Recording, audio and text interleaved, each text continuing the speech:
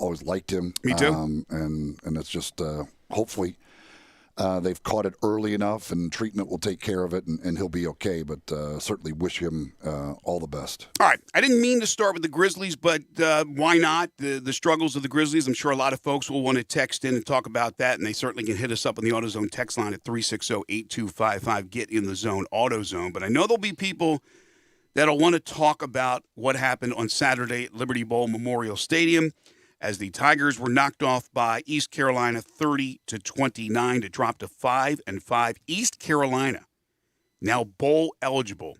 I talked about East Carolina all season long, how I believe they're one of the most improved teams in the conference, if not the most improved team in the conference, and they have certainly been showing it. But with that said, the Tigers had a chance to at least prolong the game in overtime. Now, East Carolina controlled that game. Let's be honest here.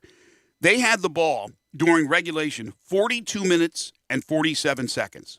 The Tigers had the ball 17 minutes and 13 seconds. The Pirates, who were horrible in third down efficiency, were 18 of 26 on third down conversions, 18 of 26. So the Pirates were the better team on that particular Saturday. Yet the Tigers kept fighting, as they always do. ECU scores the touchdown with 1:29 to play to take the lead, but the Tigers drive down the field. They tie it up. Unlikely plays, like fourth down when Seth Hennigan, all he could do was just kind of chuck it up, and it was caught by Asa Martin for a first down.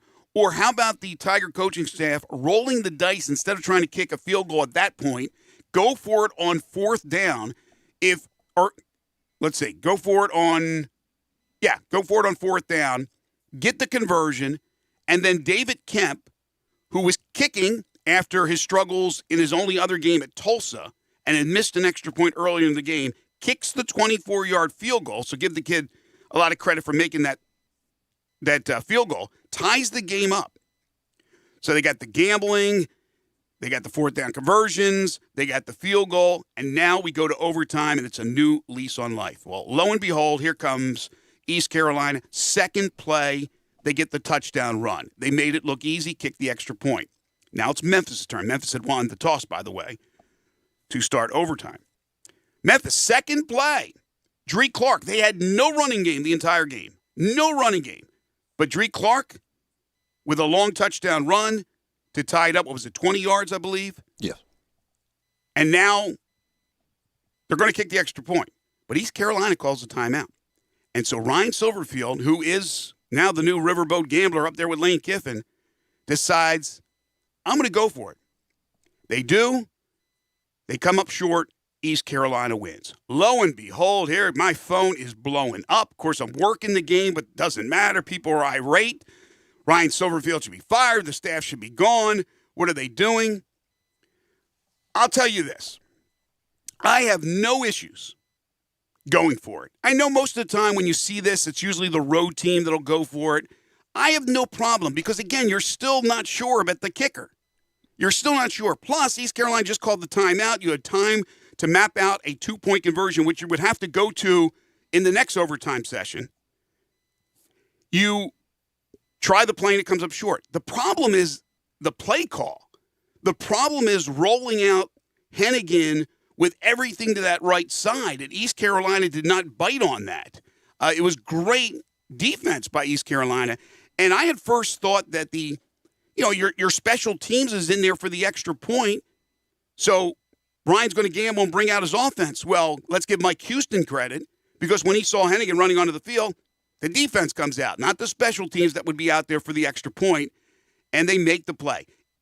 I hate to say it, East Carolina really deserved that game. They outplayed the Tigers, and now it's back to the drawing board because Friday night, the Tigers have to go to Houston, where already they've been installed as a 9.5-point favorite. And if you can't beat the Cougars, it comes down to the game a week from Saturday, Thanksgiving weekend, against Tulane at home to get to 6 and become bowl eligible. It's really a sad state of affairs when you have to question and really doubt whether your kicker can make an extra point. I mean, that's what this comes down to. And I like, yes, he had just kicked the field goal, but some people say, well, that means he probably is going to miss his next kick. I mean, like they're just He missed an extra point earlier. and barely made another. Like it's just that it's so weird because we've seen the kickers that have come through here and how consistent they've been in the kicking game, seemingly year after year after year, to be at this point where they have to wonder, can we make an extra point? Like the extra points should be the most automatic thing there is in football, and that's a question. So, do I have a problem going for the two? I wouldn't have done it, but I understand going for it. One, again, your kicker you have no faith in whatsoever, and two, you're gonna, like I said, you have to go for two in the next one anytime. So you're. I don't like the play call. If I'm gonna go for two there, I'm certainly not. I'm going with a different play than that. It's just, I mean, I could understand a lot of people being disappointed, and again, and looking at the fact that your kicker just made the field goal to get you there, so give him another opportunity. But but and being at home, go ahead and play for another overtime period. But, I mean, again, I think if he has a kicker that's automatic at extra point, I think they absolutely kick the extra point and go on. But I think I think he would have felt a lot worse if you go out there and miss the extra point and lose that way, thinking, like, why did we have faith in our kicker when we've seen our kickers all year long struggle, and now we just lost when we could have gone for the win and trusted our offense, which we trust more than anything anyway. Right, and Ryan has already made his bed as a riverboat gambler type. I keep using that term, but that's the term everybody can understand. He goes for it a lot of times, and maybe sometimes will certainly disagree with the move. But I think because he does it so often and has success a lot of times, that's in his DNA, and I accept that. Mike Norvell was a pretty good gambler out there as well. I like aggressive coaches. Now, I want to hear from folks. When we come back from our first time out, I want to hear from you, whether it's calling in, whether it's texting in, because, again, my phone blew up after that game. You've had now some time to think about it. I mean, people wanted his head, like, fire the coach. Well, the aggressiveness is one part of who he is. Two, as you mentioned, Eli, the kicking game and the uncertainty. Three, the running game. Even though Dree Clark had scored, the running game is still an issue. So now you're limiting yourself, probably not going to do a running play on that 2-point conversion. But I think we can all agree. Now, if he made it, we wouldn't be saying anything today. But no, if they get the 2-point conversion, it's right. like, what a great call. It's a moot point. Man, amazing. You're going for the win, getting it all, blah, blah, blah, blah. I mean, the thing is, we've seen it 2 straight games now where he is basically just put the faith in the offense. And in the who did they beat last week? The SMU game, when the offense didn't get the 4th down when he tried to go for the 4th down to close out the game. At least there you still had the defense to bail you out, and they made the interception, and the game was won anyway. This, obviously, there is no next play for the defense to bail you out. It's either win or lose. But he once again is just showing confidence in his offense. I think they have the one unit they believe in more than anything else on that team, and rightfully so, is the offense. If there needs something, they would much rather have the offense out there than the special teams or the defense, and that you cannot blame them in that idea. And he showed faith in the offense; they weren't able to get the 2-point conversion. Yet the last 3 or 4 games, especially the last couple of games, the defense has really rose to the occasion. That defense was on the field almost the entire game, and they made big plays after big plays. There was a lot of bending, but not a lot of breaking. Their red zone defense was fabulous. So I'm going to give Mike McIntyre a huge amount of credit. And those defensive players, they have really stepped up for the Tigers. But offensively, Seth Hennigan obviously gives you a chance to win. But Calvin Austin's missing a bunch of plays out there because he's hurt. He's been hobbled all year long and has still come through.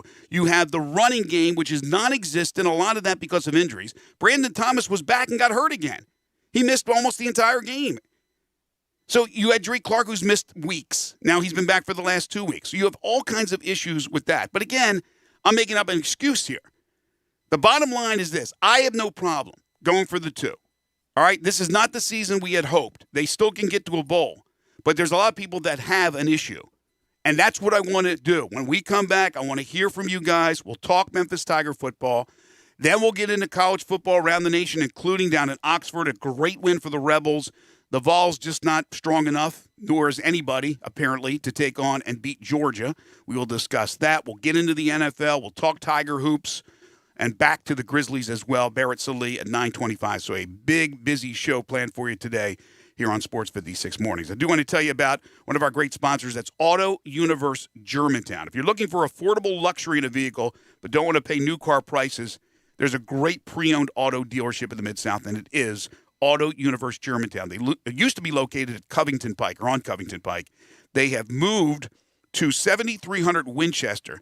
That's the old Mazda store you may recall on Winchester Avenue. It's just off 385. It's Auto Universe Germantown. They have a fabulous selection of cars, trucks, and SUVs. Every make and model you can think of, from Mercedes to Lexus, Infiniti to Audi, Honda, Nissan, Jeep, Toyota, Chevrolet. They're adding vehicles daily. Go see my friends Zach or Sonny. Tell them you heard it here on Sports 56 Mornings. They'll be delighted to help you. You can check them out online at eautouniverse.com. You can see the Carfax vehicle history on all their vehicles. It's a family-owned and operated dealership.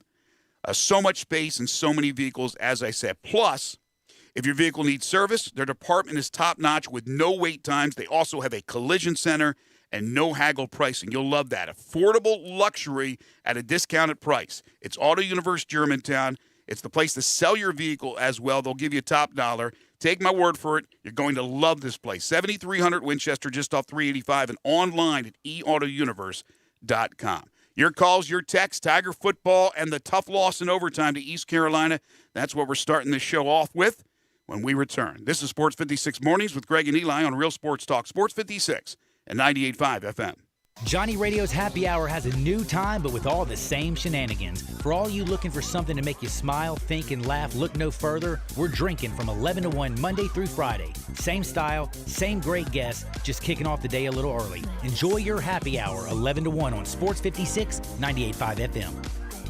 They've raised the bar again at Homer Skelton Hyundai and Genesis of Olive Branch. I like to say this is the new standard, the way car business should be done. And to prove it, out of 355 dealers in America that sell Genesis cars, the one in Olive Branch, Genesis of Olive Branch, was top 50 in the country, top 10 in the region, and number 2 in the district. And guess what? They want to be number 1. That means there are opportunities out there for you. It's the safest, and every new latest bit of technology that makes the experience of driving a car better, they've got it at Genesis of Olive Branch. If we start with the G70, the highest performing car I've ever owned, all the way to the G80 or the G90, the biggest of the sedans, you'll love everything about the car. If you would like to try the new SUV, the GV80, you call Vinny Gerard at 662-890-6684. He will bring it out to you.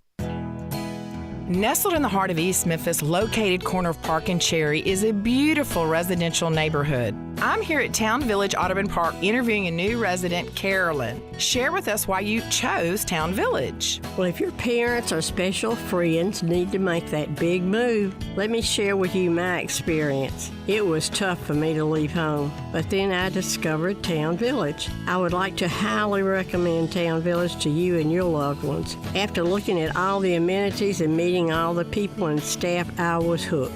From restaurant, bistro, 3 meals per day, housekeeping, transportation, security, health care, physical therapy, exercise room, and even a heated pool and spa. Come see us and make your new home at Town Village. Visit us and call Daniel at Town Village Audubon Park at 901-374-7342. There's no place like home, Town Village. The holidays are fast approaching, so start on your list now at Mid-South Hobbies. E-Flight Airplanes, Athearn Trains. Mid-South Hobbies has a huge selection of cars, trucks, and boats from Arma, Losi, Axial 1/10 and 1/24 scale cars, trucks, and crawlers. Spectrum batteries and all accessories are here now. Santa shops local. Hope you do too. Make your holidays fun and exciting at Mid-South Hobbies. Open 7 days a week at 4862 Summer at Mendenhall. Call 901-682-9402 for more details and information. Merry Christmas and Happy Holidays from Mid-South Hobbies.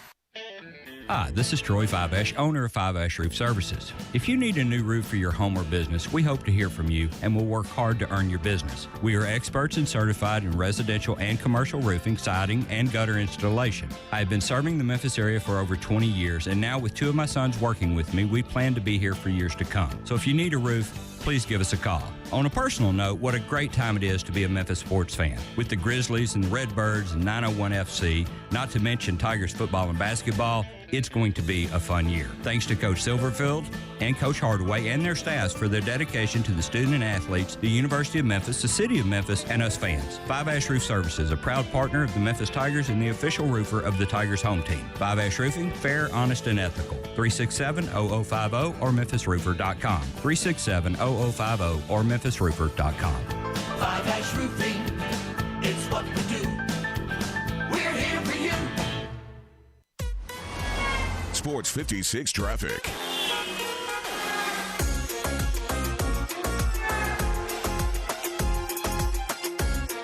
Right now, we're getting a little bit of a delay on Bill Morris Parkway westbound at Riverdale. The right lane is blocked as there's debris on the roadway. It's Bill Morris Parkway westbound at Riverdale Road. The right lane is blocked. Also, working an accident on Appleton Road at I-40. Accident on Summer Avenue at Highland Street. And then we still might be working an accident on Walnut Grove at I-240. That accident might be clear. But if not, we're probably dealing with delays from that as well. Keep it right here. This is your Sports 56 traffic update.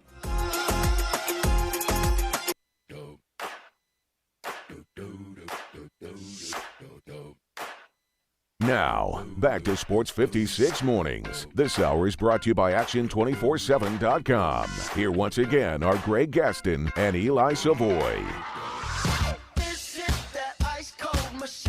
7:31 on a Monday morning, 38 degrees, but it will climb to about 65, 66 today under sunshine. A beautiful Monday here in Memphis and the Mid-South. Greg Gaston, Eli Savoy, and Zach Boyd. We're talking Tiger football right now, but anything that's on your mind, hit us up on the AutoZone text line or the AutoZone listener line, 360-8255. I want to talk to you about the Tigers and the decision to go for 2, the loss to East Carolina. And as far as texting is concerned, hit us up on that subject, but also on the Grizzlies. We opened up the show talking about their struggles. They got Houston tonight. Anything in the world of college football or the National Football League. Tigers basketball with another easy win on Saturday, but a big opponent tomorrow night in St. Louis. It'll be much tougher for the Tigers as they'll take on SLU and then Western Kentucky, but certainly not the levels of going to Brooklyn, which they will do next week for that competition, and then those SEC opponents, which are on the schedule as well, and not that far down the road before the Tigers meet up with those teams, so we could talk some Tiger hoops as well. But let's go to the AutoZone listener lines, 360-8255, and check in with our friend Joe. Hey, Joe. Hey, Greg. Hey, Eli. Good morning, guys. Hey, Joe. Good morning. Just want to talk about this from a couple perspectives, just on the two-point conversion. First one is just Ryan overall. Let's not forget he did this against UCF last year, went for 2. UCF missed a late field goal, and we got our first win against them in years. So he's prone to being aggressive. So it's nothing that's out of his nature. I personally enjoy the fact that he'll go for it and he isn't conservative a lot, but you'll occasionally get bitten by it. As far as the two-point conversion on Saturday, a couple of years ago, I was in a master's course where I got a lot of my work done. And one day, I can't remember what game it was, where the team did a similar thing, went for 2. And I was like, I'm just going to, I had a background. I was a sports writer at the Daily Helmsman from Memphis. So, Greg, we were actually in the press box together a couple times at Tigers games. Okay. And I was just going to pour through and see, because it's always lauded as the right decision by analysts, but I feel like it fails more often than not. So I poured through maybe 2013 to 2018, something like that of data, and I went through every box score where it was a close game, and I'd established it as going for two with under a minute left, or in the first or second overtime, where before you're forced to go for two, when kicking the PAT would otherwise extend the game.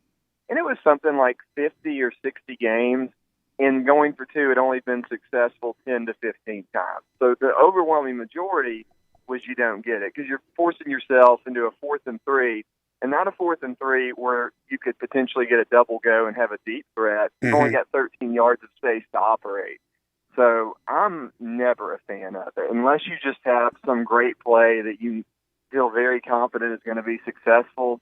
I mean, even Kansas and Texas, that play was kind of miraculous. He was scrambling, 15 yards away from the end zone, just happened to find somebody that found a pocket in the zone, and it probably wasn't going to work if they hadn't gotten lucky. I just am never a fan of going for two when you could just kick a PAT. It's like basketball.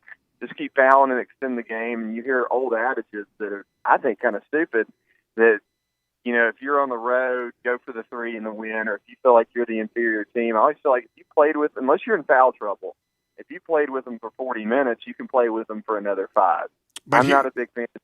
But here's Joe, where all the data and all that work you did is a little bit different in the Memphis case because that data doesn't show you which teams had struggling kicking games. And that's the other factor that you throw into this thing, not just right. I mean, not just because he's a gambler, but because he has a kicker or kickers that are not dependable. That's true. Then, and now, if I'm not mistaken, had they not lined up for the PAT before they did come out? They did. You're absolutely right about that. I mean, we've been struggling in the kicking game, but we've gotten most of our PATs. I get your point. That might have factored in his decision. All right, thanks, guys. Hey, Joe, thank you very much. That's some tedious work looking at all those box scores to come up with it, but thank you, Joe, for doing that. And I think this year, if I'm not mistaken, in college football, 2-point conversions are a little under 50%. I'm not positive on that. I want to say it's something like just under 50%, like 48 or something like that success rate. But again, I mean,